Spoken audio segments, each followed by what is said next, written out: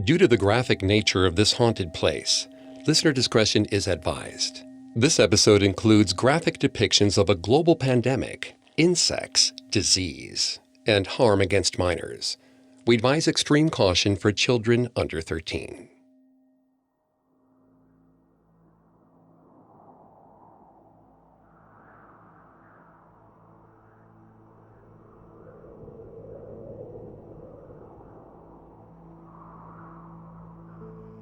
The walls were close, closer than he liked. During the day, he strolled through the halls of the Royal Exchange of Edinburgh up above. But when night fell, his business was down below, in the warren of homes beneath the great building's foundations. As was to be expected, the new underground city attracted a certain kind of inhabitant, that kind that no one noticed when they disappeared. These forgotten people were crowded in nearly on top of one another. It was hard to go about his work when the rest of the world was so near. He needed privacy. He needed quiet. He liked being alone with them. What was the point if he couldn't be alone with them? So he took his time, waited for the dark. The real dark, not just the dark of the catacombs his prey huddled in. He took a drunkard first, a warm-up. Easy practice with a steady end. Then a woman laying in the dark. She was easy to find thanks to her baby's scream carrying off the curved brick ceiling. Somewhere in the distance, he heard a cough. It too echoed up the walls. He returned to his bloody work, but the cough came up again, carrying in the dark. It was a strange noise, so small, so far away. Then, it was right next to him, a looming figure in black, with a face of pale white. He started to yell, but the last cough, right by his ear, snuffed out his candle. And he, too, was swallowed by the darkness.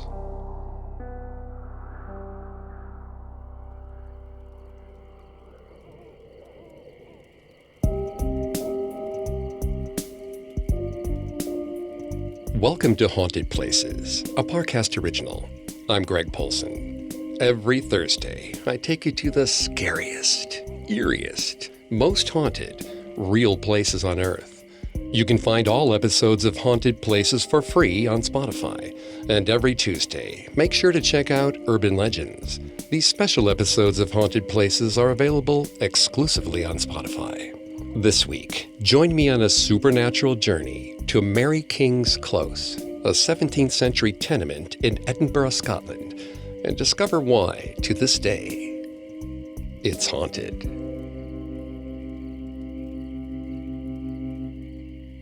We'll take our first steps underneath Edinburgh after this.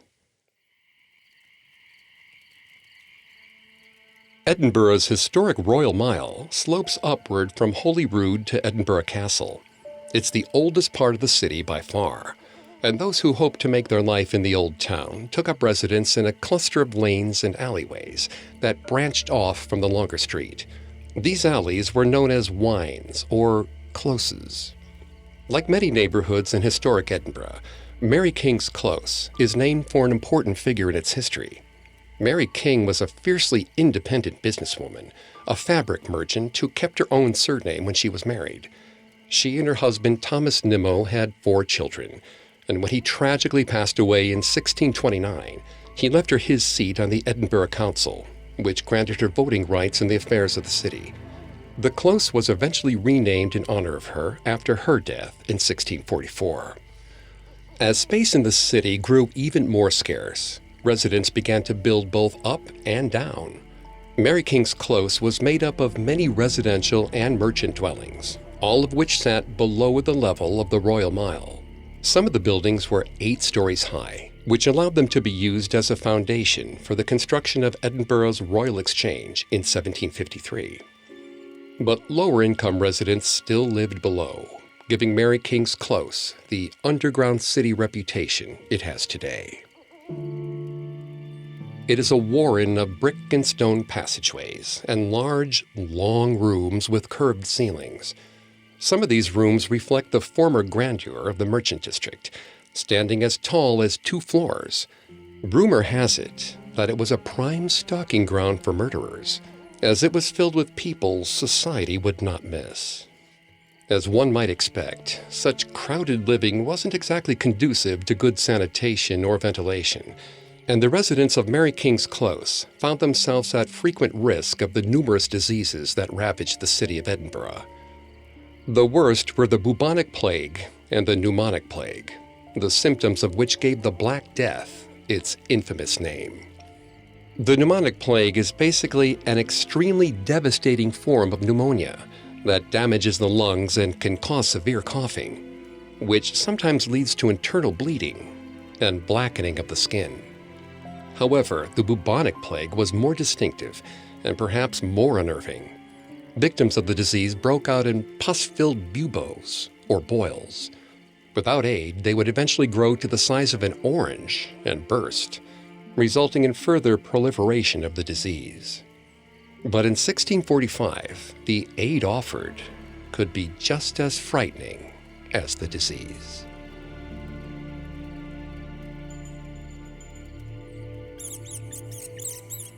Annie had a fascination with rats. She loved to follow them around the small alleyways, ducking below shop stalls and evading feet and carts. Rats were smarter than humans. They found the little cracks in the stone to burrow in. Looking for them made Annie smarter as well. She could never find a rat in the same space twice, so she had to think creatively. Her father told her that she needed to stop chasing the filthy things. She defended their honor valiantly. If only the insects hadn't undermined her argument. One of them had burrowed in her body. It wasn't the rat's fault. She cleaned them with her own hands. But while she was sleeping, something else came for her. She could feel the bump under her skin. There was a burning sensation just under her right armpit that never went away. It made it hard to crawl through the alleyways. At dinner, she could not stop rubbing her side. Her father asked her what was wrong. Annie dropped her hand quickly.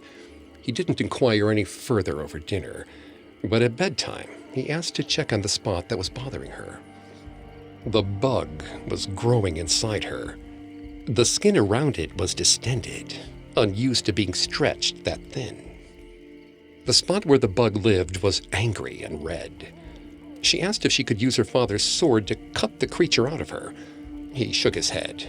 They would need an expert for this, a monster hunter. He promised to make the arrangements for Annie the next morning. She nodded and accepted his goodnight kiss on the cheek. But sleep never came. The thing inside her was moving. No, things, insect-like, itchy. They'd taken over her stomach as well. Hot oil bubbled beneath her skin.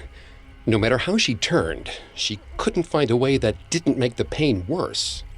The insect on her arm was hungry. She was sure of it. It was pulsing under her skin, waiting for her to scratch it open. 1,000,000 smaller insects would come spewing out. They'd made an army inside her. She took solace in the notion that the monster hunter would be here soon. If her father trusted this person, they must be very good at their job. In the morning, she noticed there was something wrong with her legs. Maybe it was her eyes. The floor kept bending and shifting beneath her feet. She would stumble on her feet and had to be caught by her mother. Her mother held a white rag in her hand. She told Annie it was to let the monster hunter know that they needed his help. Annie offered to hang them up. Her mother refused.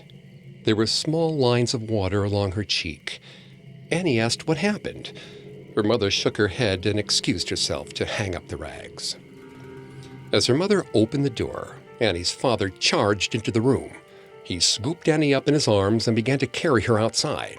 Her mother was furious, screaming for him to bring her back. Annie was dizzy. The insects were making their way toward her mouth. They'd spill out of her and onto the floor if her father kept this up.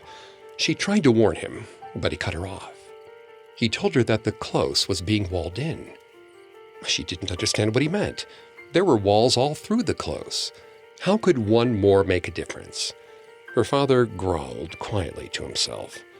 This one was meant to shut them out from the rest of the world. They could all die down here. She saw the rag fall from her mother's trembling hands. Annie still didn't understand. How could they be shut off from the rest of the town? They were part of it, just like the rats. The rats and their little hiding spots, cracks in the walls. Annie told her father not to worry. They would find their own little cracks. He smiled sadly at her and held her tightly in his arms. The swarm of insects beneath her skin stirred, quivering with each painful breath. The pressure grew, moving from a dull ache to a searing torture at the slightest touch. Annie tried to pull away, but her father squeezed her harder. She could feel him sobbing against the top of her head. A sharp jab of pain tore through her arm. She shrieked as the bump burst, spewing the hot oil she'd imagined down her side. Annie waited for the insects to rush out. But nothing came. Only clouded white and sticky red fluid. Annie looked up at him and asked where the bugs had gone. He didn't have an answer. He shared a private look with her mother and then told her to escape if she could. She had to hurry. Annie wobbled as her feet touched the ground. The oil was still surging up her throat. Maybe the insects were hiding somewhere in her, waiting. The ground was still moving, twisting before her. Her father pushed her softly, but she staggered from the force. Annie clutched the wall tightly and whispered to her rat friends that they needed to guide her now. A few of the tiny gray creatures raced off in front of her, but watching their movements made her dizzy. The walls were so much colder than her skin. She rested her forehead against it, swallowing hard against the oil. She would do as her father bid. The smell of death was overwhelming. Annie hadn't been outside in several days, and things had changed while she'd been unwell. She hadn't been picking her way through living people. She'd been stumbling over corpses. Still, she raced for the front of the close, calling for the monster hunter to save them. Something sour dribbled out of her mouth as she stumbled along. She fought her way through the crowd, slipping beneath the carts like she used to with the rats.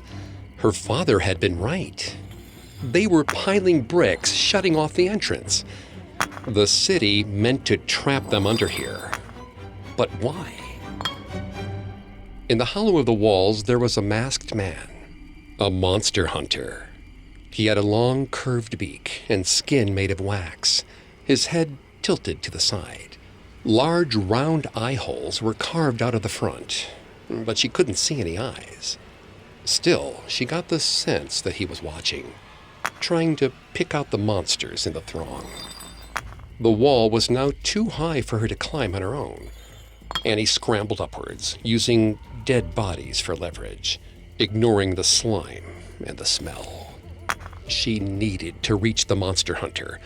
He could help her family. He could save them. Bricks still piled up in the entrance just ahead, like water filling a sealed chamber. Annie held up her arm. Blood and pus dripped down from it, coating everything around her. She screamed for the monster hunter to help her. He studied her for a moment, then turned and walked away. The last brick fell into place, blocking out the last hope of salvation.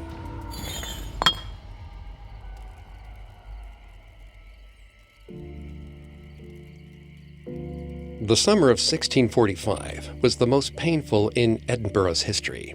The city was racked by two separate plagues at once. Edinburgh's first plague doctor, John Policius, died shortly after his appointment. He was replaced by a man named Dr. George Ray. Dr. Ray was a skilled physician, tirelessly moving from house to house, lancing the boils of the sick. But a visit from Dr. Ray wasn't exactly comforting. Aside from the acute pain of treatment, the plague doctor's outfit was truly horrifying to behold. a long black robe with a beaked mask filled with spices and flower petals. The bird-like nose was meant to protect him from the miasmas, or bad air believed to cause the plague. Ray managed to survive the outbreak, but the city of Edinburgh refused to pay him the high salary he'd been offered when he took the job. It appears he died without ever seeing the money.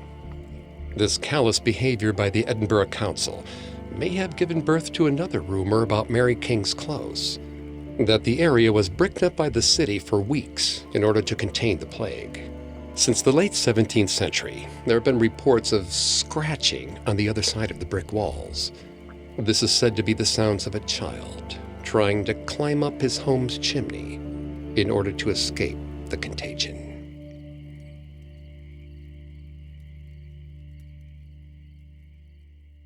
Up next, new residents of the Close experience its first haunting. Now back to the story. Scotland has always had a fascination with the supernatural.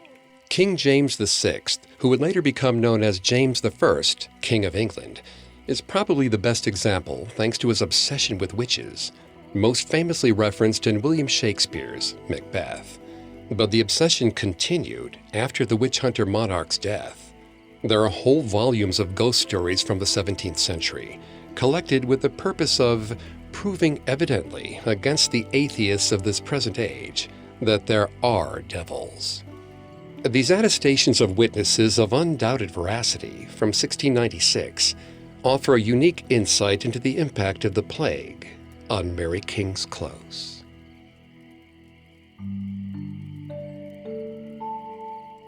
When Thomas had first purchased their new house, Orinda had been dismayed to learn that it was in Mary King's Close. Only 40 years had passed since the plague. She didn't like the idea of living in cramped quarters that had seen some of the worst deaths of the entire ordeal. Thomas convinced her to pray about it. If God had any objections, Thomas would find a new place for them to live. They prayed for hours, but no signs came from above. Thomas turned to his wife with a smile and told her that there was nothing to fear. They were good people.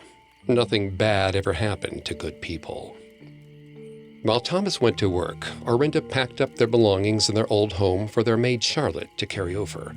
Charlotte dutifully ran furniture and personal effects across town and into the house as Orinda toiled away inside, organizing the more delicate personal effects.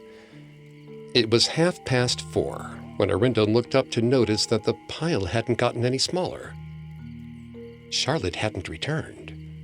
Orinda was concerned. Her maid had been with the family for several years and had never shirked her duties. Orinda tried not to cough as she passed through the gates to the Close. The air was damp enough to taste. Small lights flickered along the walkway, but nothing was bright enough for her. The cold walls could not coax the sun's rays to warm them.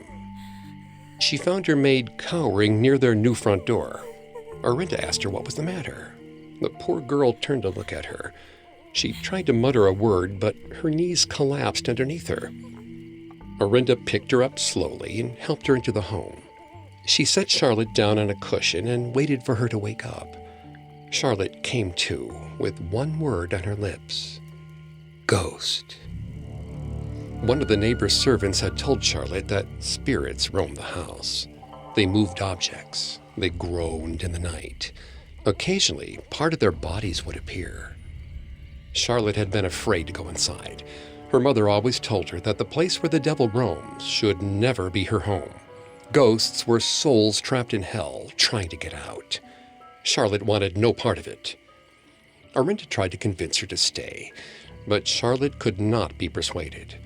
With tears in her eyes, she apologized to Orinda. She had a fine time working for them, but she could not continue if they were to remain here. Orinda accepted Charlotte's tearful goodbyes as best she could. She wondered if this was the sign that she and Thomas had been looking for. But the house had already been purchased, and their old home now belonged to another. There was nowhere to go. She sat in the small room with the majority of their belongings. When Thomas came home, she tried to tell him about what Charlotte had heard. He didn't believe her, calling their former maid a silly girl whose head was filled with stories. Thomas agreed to pray with Orinda for her sake. They kneeled next to each other on the floor and asked for help from God.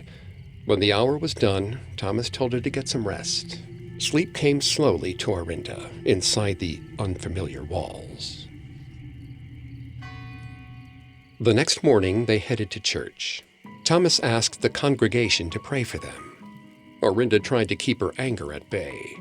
He was trying to help, but it would be better if he listened to her. They came home, and Thomas went for his post-church nap. Orinda read the Bible for hours, but she couldn't escape the unease building in her chest. A throat cleared next to her. She asked Thomas what he wanted. He didn't respond. She looked up to scold him and lost her train of thought. A gray face hung in midair before her. His features were heavy, but translucent, rippling every now and then like water. He was in pain. He wanted something from her. He reached out with one quivering gray finger. Orinda wanted to stay strong, but she couldn't. As the finger made contact with her shoulder, she lost consciousness. When she awoke, Thomas was sitting beside her.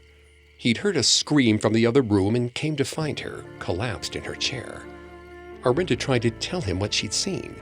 He kissed her head and told her she'd put too much stock in Charlotte's stories. Orinda disagreed. She had seen him.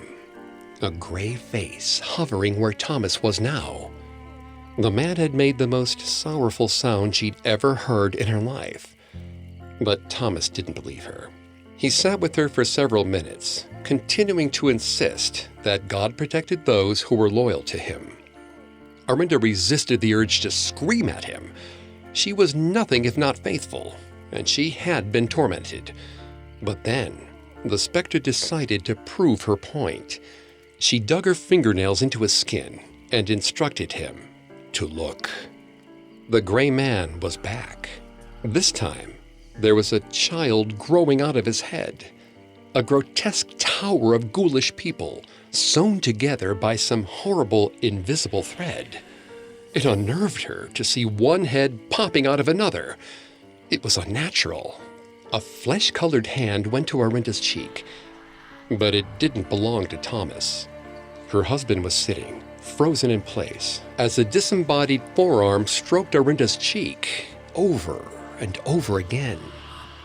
Orinda told herself she could handle this. She wasn't Charlotte. She was made of sterner stuff. But the devil himself had played a terrible trick on her, and even the faithful may cower in the face of his malevolent spirits. The frigid fingers drew along her skin again. She fell to the floor. She woke to the sound of screams. Thomas raised his shaking hands to the sky, begging these spirits to leave them be. He promised that he'd always been a good and just person. He'd help them if they needed it. Anything to get them out of his house. Orinda watched in silence as the ghostly heads grew larger. They pushed at the corners of the walls, making their house feel like a child's toy. Thomas continued to yell and scream at these creatures to leave him be. The flesh-colored hand floated towards Thomas. It pushed against the front of the soft shirt he was wearing. He was too lost in his fight with the heads to notice it. The hand slipped through the fabric and inside his skin. Thomas's words started to turn incomprehensible. Orinda gripped the disembodied forearm. It was colder than ice. Did hell feel so cold against one's skin? She yanked and pulled. Thomas's wide eyes met hers. She could tell that he wanted her to pray, but God had not spared them from this. They would have to rely on each other. With a strangled scream, Orinda pulled the arm out of Thomas's body. Everything went still. Orinda's gaze dropped to the wet, throbbing thing in her hand. A guttural cry left her lips. Her husband's heart was beating inside her palm.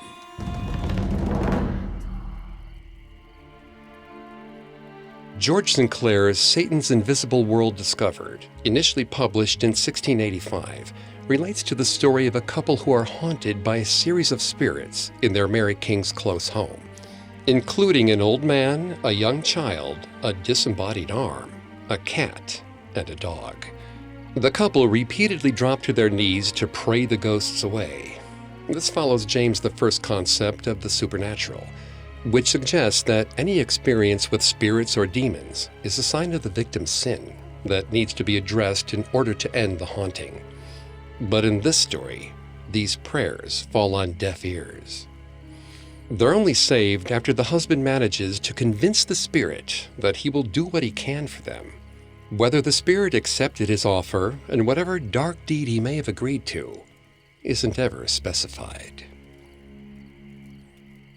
Coming up, we'll meet a familiar ghost looking for a lost doll. Now back to the story. In the 1990s, a Japanese psychic named Eiko Gibo visited Mary King's Close while filming a documentary about the haunted places of Britain. She found herself struggling to enter one of the rooms off an adjacent alley. She was met by the presence of a child who had been separated from her parents. The spirit was searching for something, she said, and without it, she could not rest.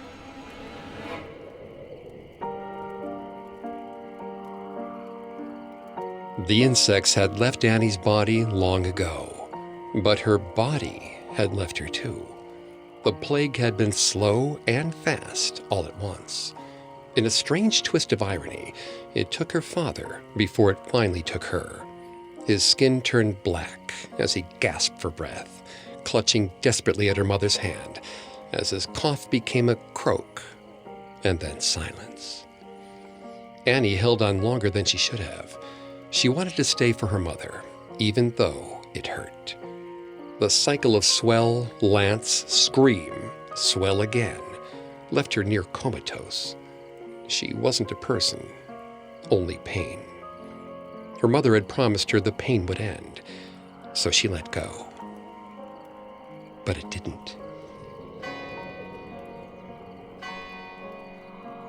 Time seemed to pass like wind through the close, quick at first, then slower and slower as the builders walled it in. She couldn't see the sun anymore. She had memories of it, the heat on her face, the tingle of a burn on her exposed toes. But now, all was damp darkness. She missed the rats, and even the people.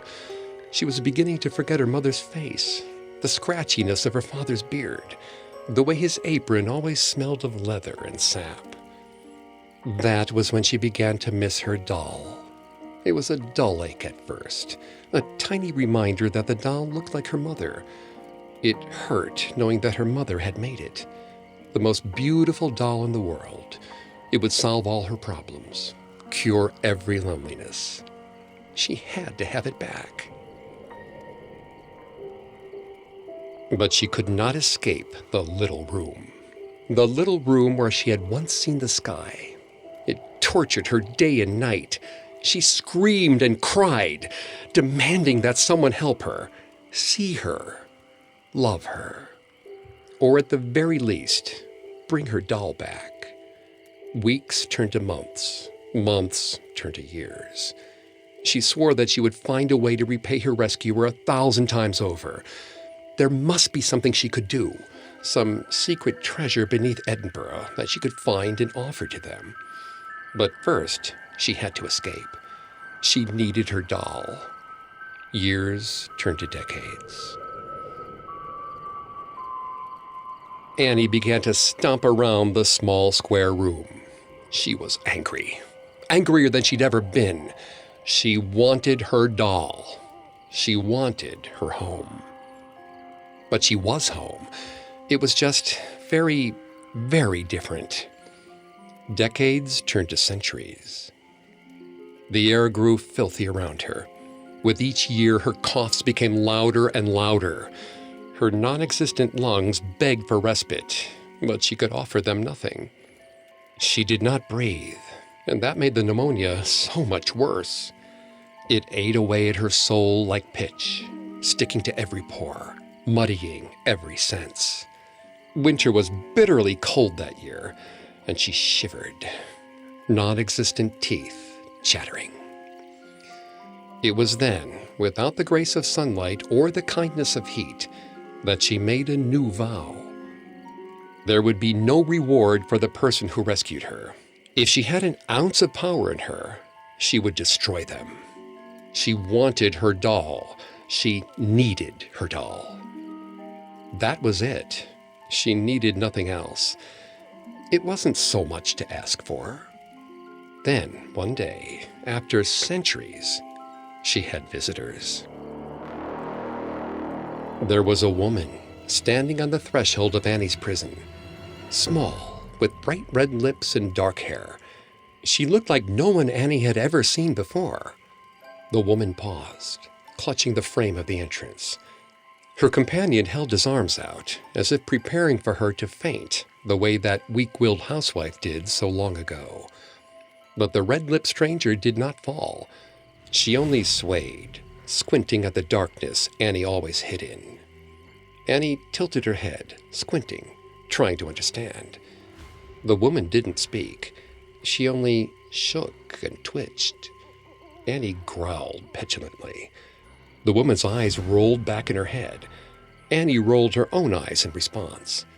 The woman grasped blindly for her companion's hand. Annie screamed at her to leave. The woman flinched, gaze fixed straight on Annie's own. The woman could see her. They looked at each other, challenging to see who would break the silence, a battle of wills neither fully understood. The woman spoke first. She wanted to know what was wrong. Everything was wrong. Anyone could see that. Annie wanted her doll. If she could not have it, she would do her best to wreak havoc by any means she could. She would rend flesh from bone. She would tear brick from brick. Annie would be more frightening than every dog or beast she had ever seen. The woman nodded sagely. Yes, that did seem proper for a little girl who had waited more than 300 years for someone to come along. Annie blinked, finding wetness on her cheek, tears gliding over the whites of her eyes. She just wanted her doll. The woman said she understood and promised to be back. Annie's lip quivered. It wasn't fair. It wasn't fair that she got to leave. The woman tried to soothe her, but Annie screeched and screamed. The air grew cold. The stale air whipped through the tight caverns. A stench of rot and flame rose from below. The woman's companion shivered. But the woman did what every parent knows they sometimes have to do.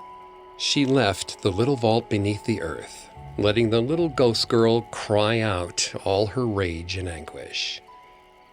Annie screamed until the lungs she didn't have burned. She was left hyperventilating, gasping for air that would never come. Then she sat in silence for what felt like another eternity. She didn't hear the footsteps returning or the video camera turning on. She only felt the small weight of a doll landing beside her. Annie looked up slowly. The doll didn't look the way she remembered, but it was beautiful, and it was hers. It didn't make the pain go away. It didn't make the fever ebb. But for the first time in 300 years, Annie smiled.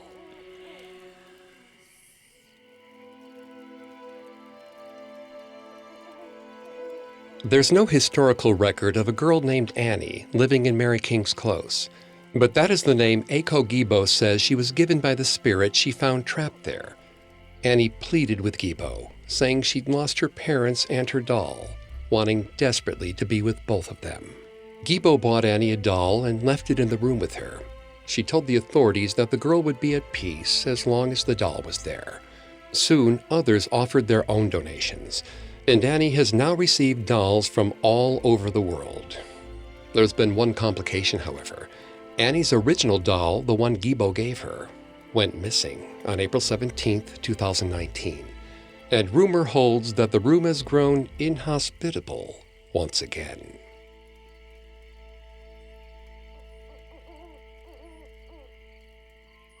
Edinburgh is frequently cited as one of the most haunted places in Europe. From Edinburgh Castle to the city's underground vaults and tunnels, it's easy to find an ominous presence or a disturbing story. Mary King's Close is one of those places where its darkness has become its draw for many visitors. A living history-style attraction opened up there in 2003, including guided tours from actors who play different figures from the neighborhood's past.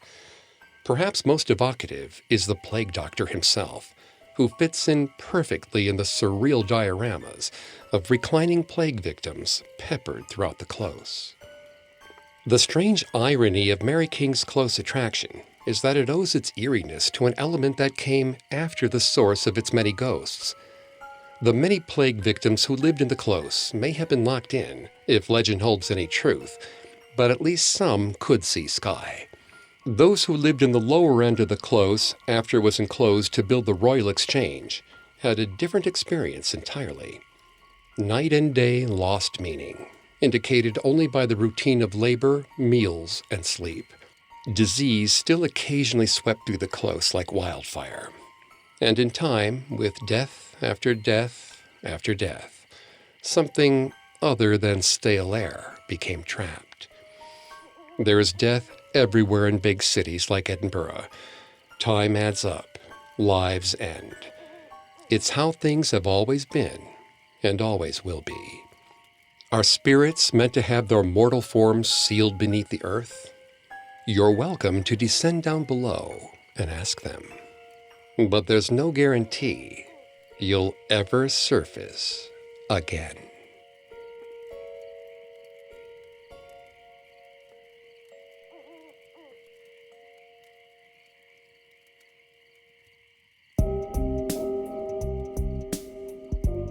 Thanks again for tuning into Haunted Places. We'll be back on Thursday with a new episode.